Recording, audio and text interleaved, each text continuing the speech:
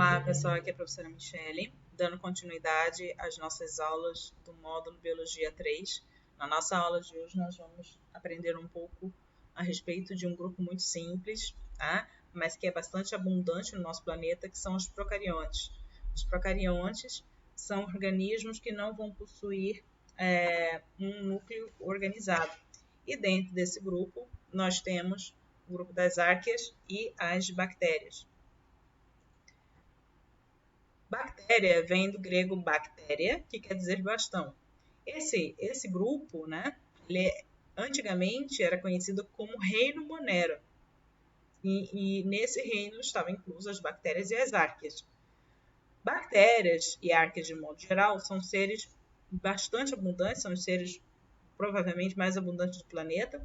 São unicelulares, procariontes, ou seja, não possuem núcleo diferenciado no citoplasma, o seu material genético ele se encontra espalhado, né? Ele não é organizado e delimitado por um núcleo, por uma membrana nuclear, e são organismos que podem viver de forma isolada ou em colônias.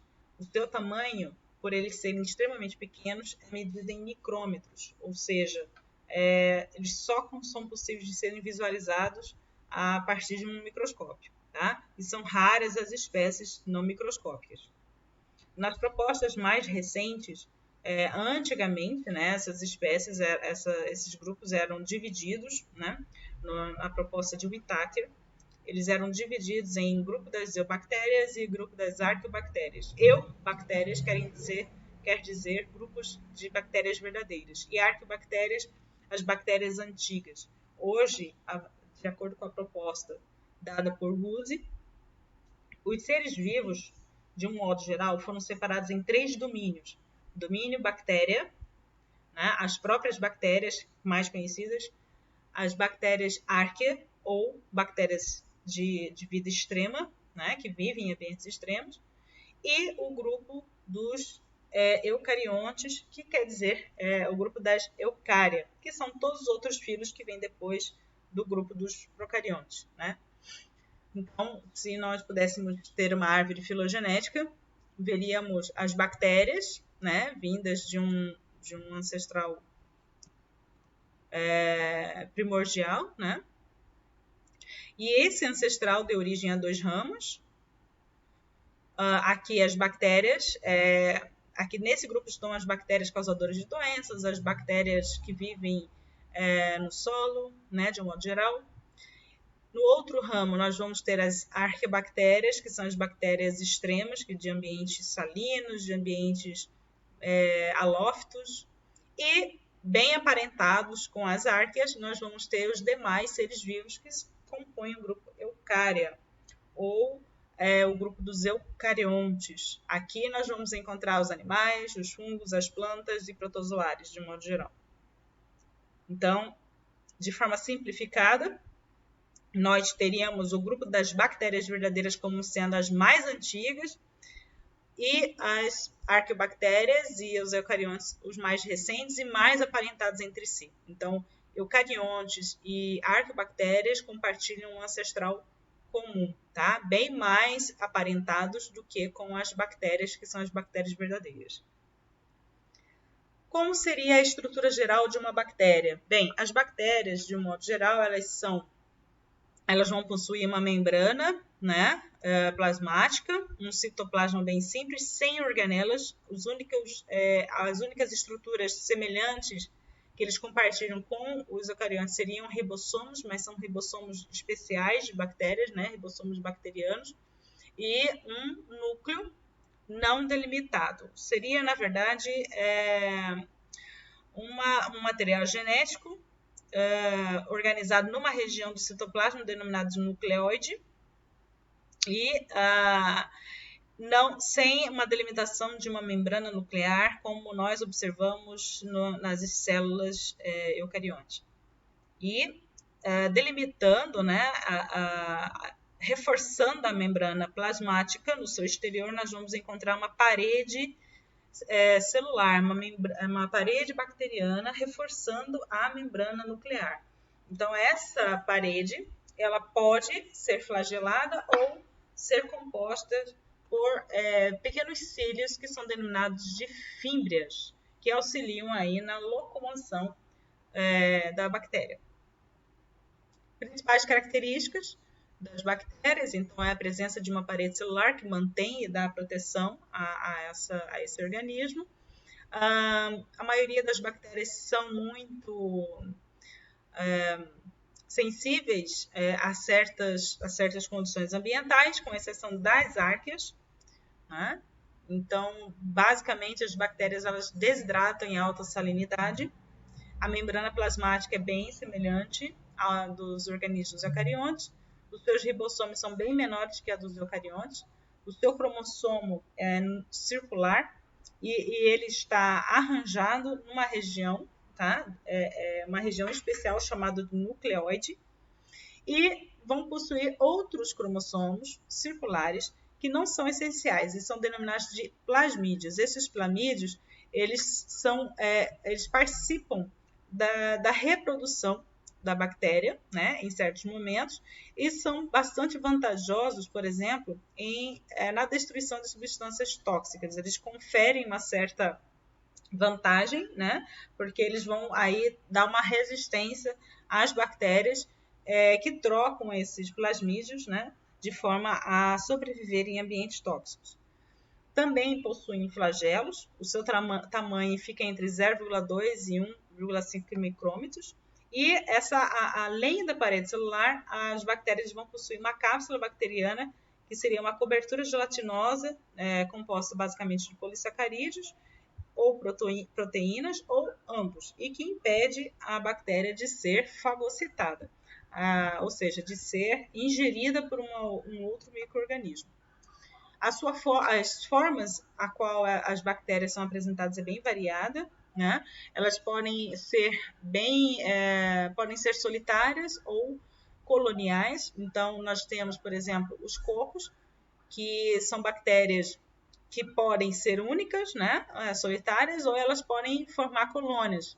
No caso, você pode ter formação de duas bactérias, né? Ou bactérias em fileiras, ou em grupos de 4, grupos de 8, ou em cachos. Então, cada uma dessas organizações, você tem uma denominação. Então, nós temos os diplococos, os streptococos, os tétrades, estafilococos. Já os bacilos são aquelas bactérias que têm a forma alongada, né, na forma de bastão. E aí, dependendo da sua organização, se elas formam colônias ou não, elas vão receber diferentes denominações. Então, nós temos os cocobacilos, os bacilos propriamente ditos, os diplobacilos, os streptobacilos, entre outros.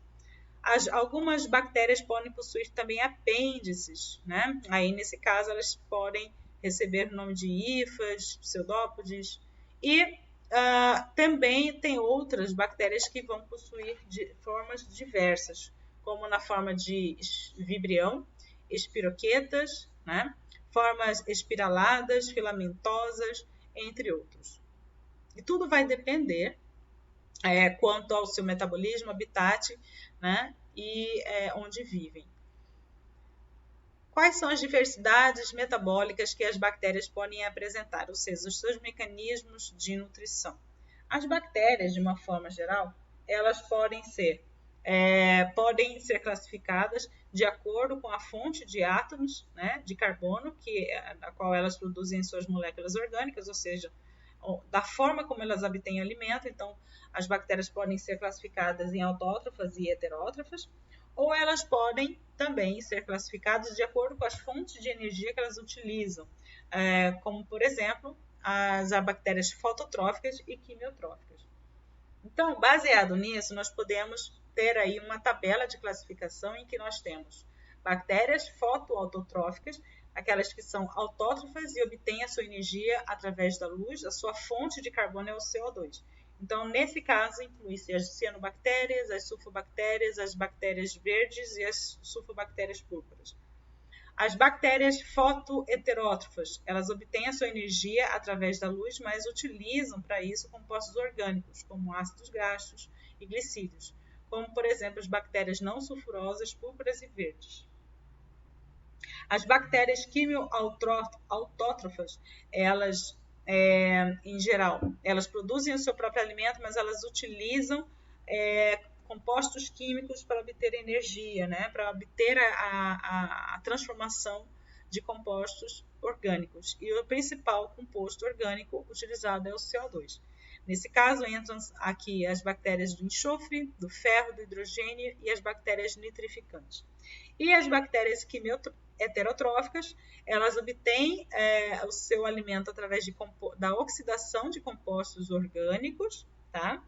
Elas não fixam CO2, como no caso das bactérias fotoautotróficas e quimiautotróficas, mas a energia necessária para a quebra desses compostos é obtido, em geral, de elétrons energizados de compostos orgânicos. A maioria das espécies de bactérias possui esse tipo de nutrição. Vamos ver como são as bactérias fotoautotróficas. As bactérias fotoautotróficas são as proclorófitas, cianobactérias e sulfobactérias.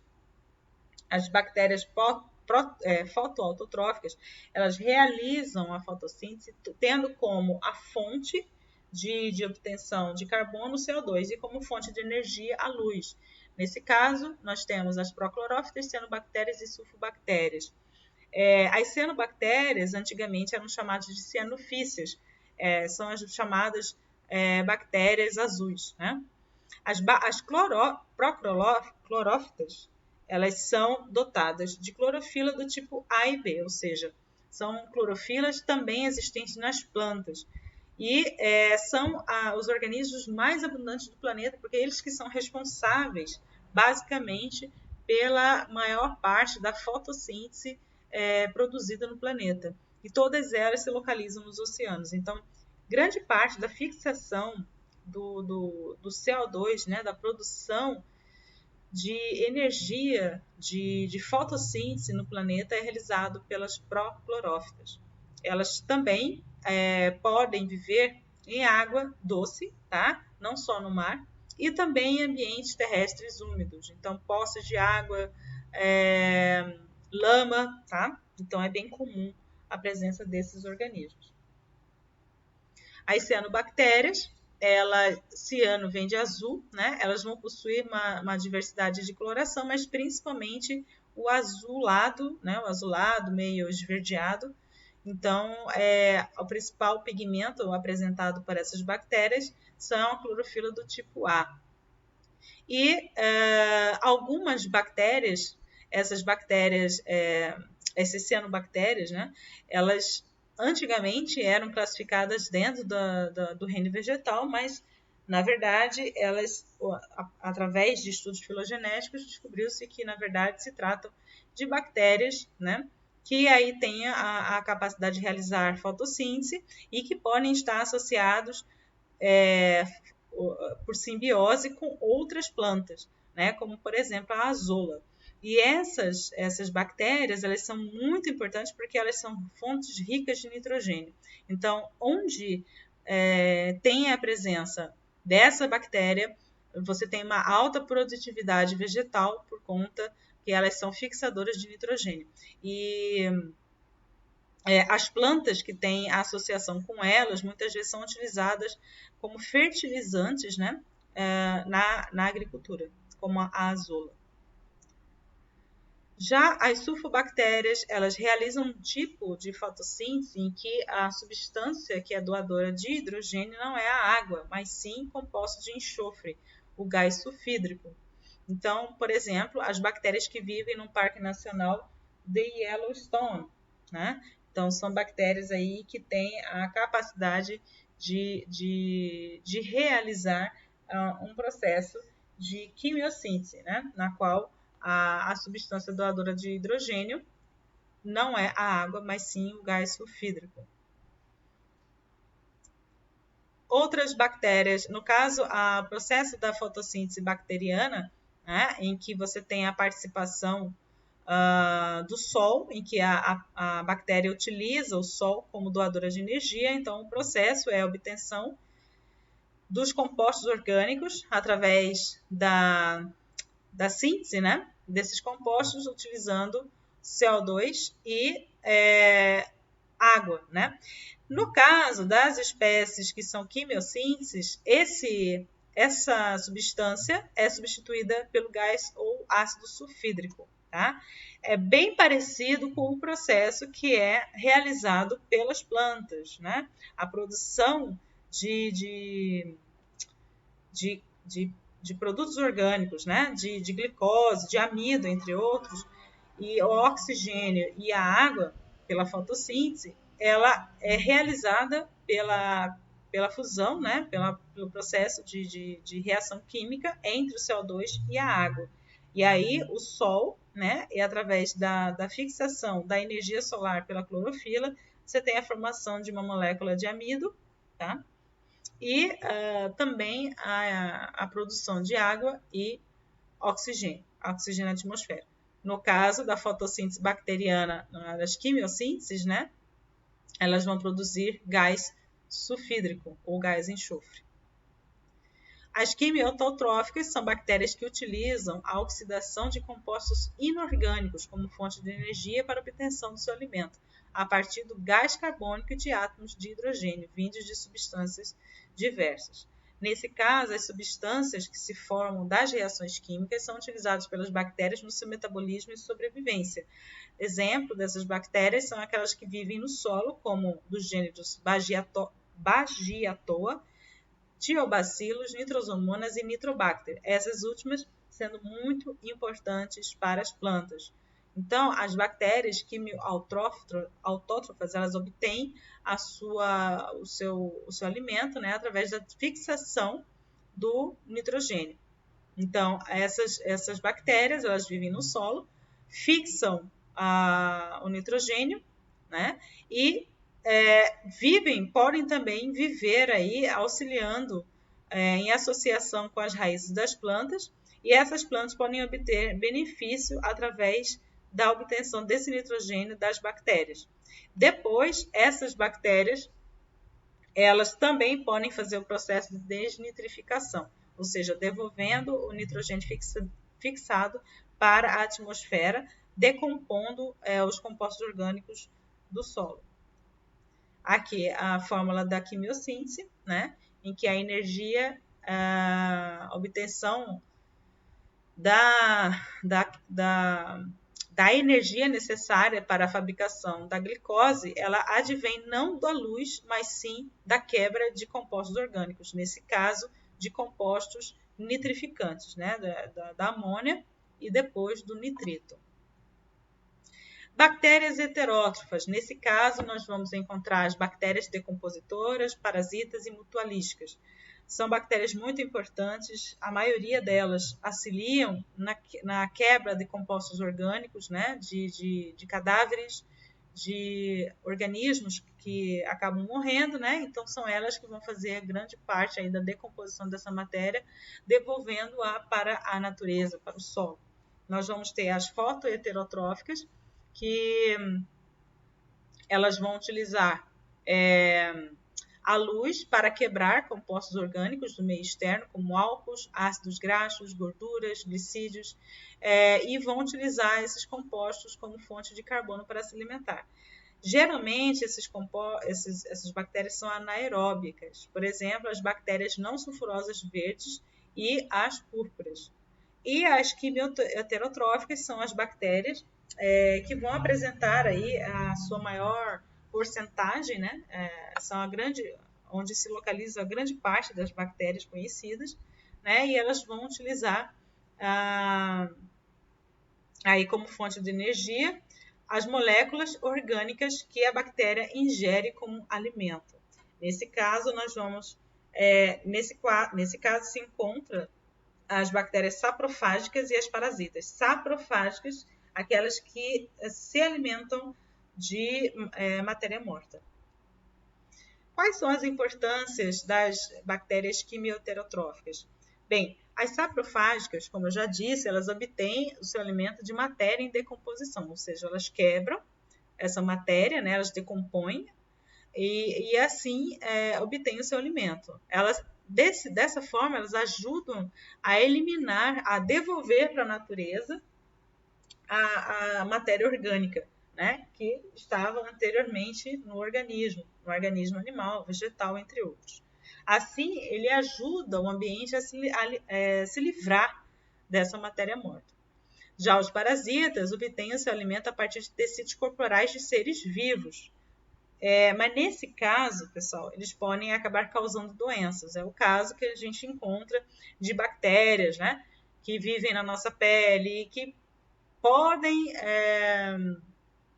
não só na nossa pele, mas que acabam nos contaminando, né, e contaminam outros animais. Porque nós temos também bactérias na nossa pele que são mutualistas, que acabam trazendo benefícios, tá? Nem todas as bactérias que vivem no nosso organismo são maléficas. A maioria são benéficas, produzem vitaminas e ajudam, né, na produção de hormônios, além de serem barreiras de defesa também para outras bactérias nocivas, tá? Mas algumas acabam se desequilibrando e causando doenças no nosso organismo. A maioria delas utiliza a oxidação de moléculas de glicídios, ou seja, moléculas de açúcar, como fonte de energia, realizando dois processos importantes, a respiração celular e a fermentação. Muitas dessas bactérias são importantes para a indústria alimentícia, tá? E a gente vai ver que, por exemplo, elas são utilizadas na produção de queijos, na produção, na decomposição do açúcar para a produção de álcool, na reciclagem de enxofre, né, na reciclagem do nitrogênio, entre outros. Quais seriam as importâncias das bactérias? Então, as bactérias, como vocês já viram, podem serem fixadoras do nitrogênio. O nitrogênio ele é um importante composto para as plantas de um modo geral. Então, sem o nitrogênio, não tem como a planta produzir tecido. E sem plantas, você tem um desequilíbrio na cadeia alimentar. Então, o nitrogênio ele é importantíssimo para as plantas que mantêm a base das cadeias alimentares do nosso planeta. Então, por isso a importância dessas bactérias, porque a maior parte da fonte de nitrogênio se encontra no ar atmosférico. Então, esse gás ele só é mobilizado por meio dessas bactérias fixadoras que vivem no solo. Além disso, as bactérias elas podem ter importância econômica, como, por exemplo, na fermentação, né, do leite para a produção de coalhada, iogurte, queijos, entre outros. Além disso, as bactérias também são utilizadas dentro da área médica e também na área técnico-científica. Por exemplo, o Bacillus thuringiensis ele é produtor de uma toxina chamada de beta-exotoxina e utilizado para a eliminação de pragas da agricultura, né, de larvas que podem acabar causando aí certos prejuízos na lavoura.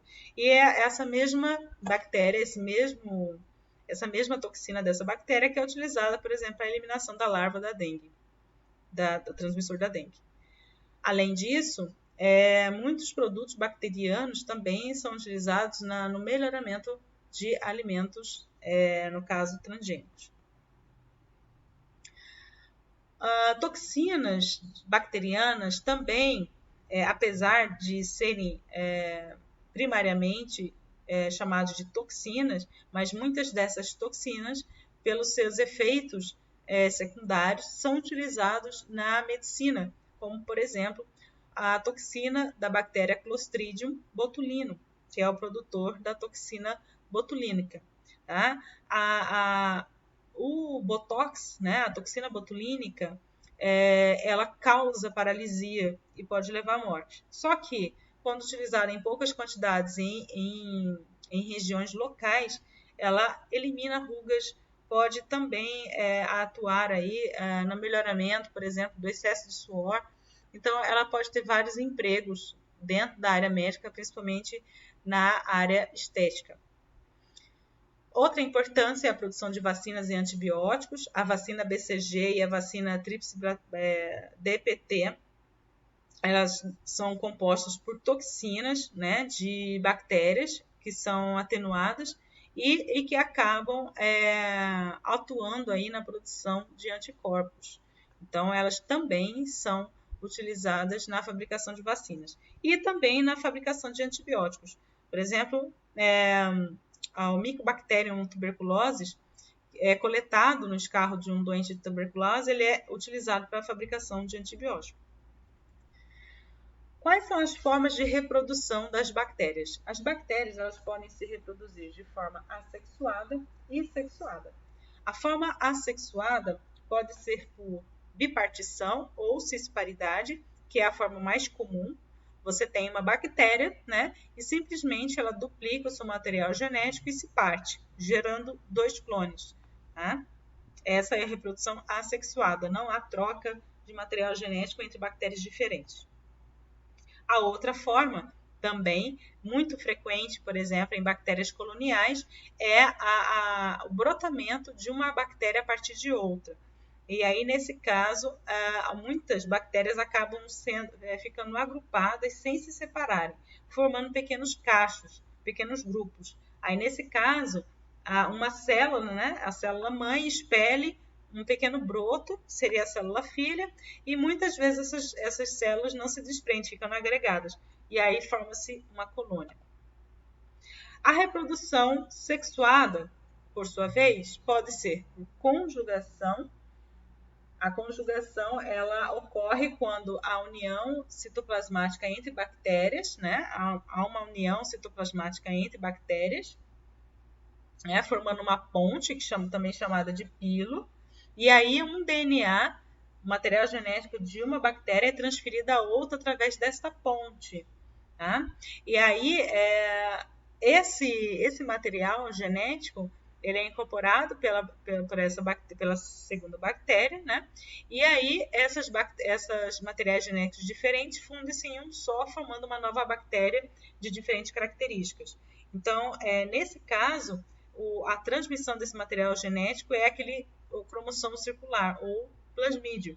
Tá? E é muito importante, é muito interessante, por exemplo, quando uma bactéria ela possui uma informação genética que lhe confere resistência, e aí ela pode transferir essa característica de resistência para a outra bactéria.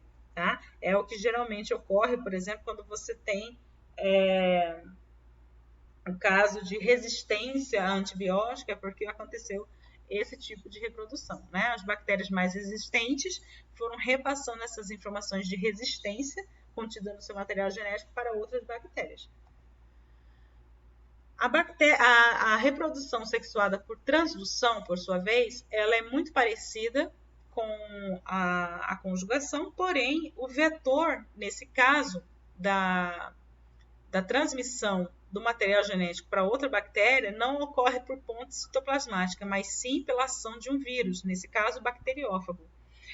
Um bacteriófago, ao infectar, né, uma bactéria, ela acaba juntando o material genético dessa bactéria com o próprio material genético viral, tá? Porque ela vai produzir novas bactérias, só que uma parte, novos vírus, só que uma parte desse material genético bacteriano vai ficar incorporado no material genético viral. E aí, esses novos vírus, ao saírem da célula, acabam infectando essa nova bactéria, tá? A outra bactéria acaba morrendo, tá? Porque o processo de saída do vírus acaba eliminando a bactéria. Só que, ao ser infectada, esse material genético viral junto com o bacteriano acaba trazendo também o material genético bacteriano da outra bactéria. Então, aí há uma assimilação do material genético novo da antiga bactéria na nova bactéria. Então, é como se fosse um processo de conjugação, mas por meio da utilização de vírus.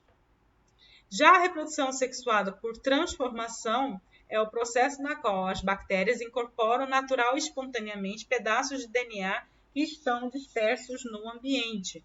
Tá? Então, às vezes ocorre a morte de uma bactéria, as moléculas de DNA estão livres no ambiente e essa bactéria que permanece acaba incorporando esses pedaços de DNA livres e ela incorpora isso no seu material genético.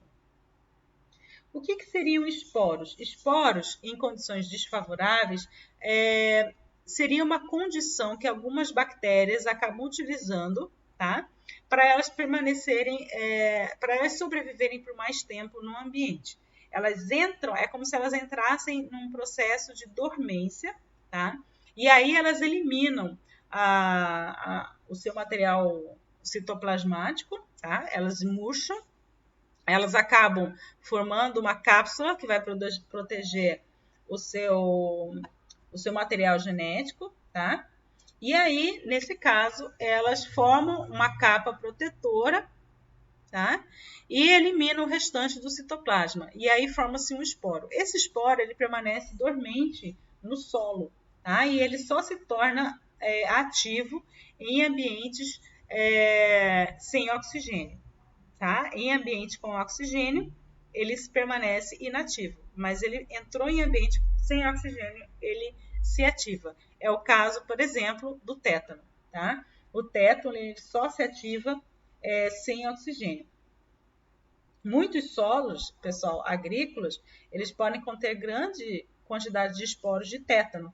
E aí algumas pessoas, ao andarem, né, nesses solos de forma desprotegida, sem um calçado apropriado, acabam se ferindo e aí podem acabar adquirindo o tétano, né? Aí, nesse caso, sempre tem que estar se vacinando para evitar adquirir a doença, porque ela pode ser fatal.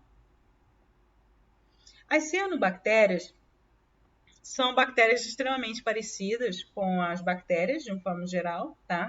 São organismos fotossintetizantes, podem viver no mar, na água doce e no meio terrestre, e podem viver de forma isolada ou em colônias. Elas se reproduzem por divisão binária, fragmentação de filamentos de colônias, e quando esses fragmentos possuem muitas células, eles são chamados de hormogônios. Essas cianobactérias, elas são muito abundantes, por exemplo, em lagoas, né? Em lagoas paradas, em águas paradas, lagoas de água doce, tá? Mas também são bastante abundantes em ambientes salgados. Quais são as importâncias ecológicas das cianobactérias? Elas têm uma importância por serem capazes de colonizar ambientes inóspitos. Então, por exemplo, aqueles ambientes em que não há possibilidade de sobreviver, não tem a presença de muitos seres vivos, né? Elas conseguem colonizar esses ambientes, tornando, depois de um tempo, esses ambientes possíveis de serem utilizados por outros seres vivos, tá? Porque elas quebram, elas decompõem ambientes rochosos, né? Elas enriquecem o solo com nutrientes. Então, aí, depois de um tempo, outros organismos são capazes de habitarem aquele local.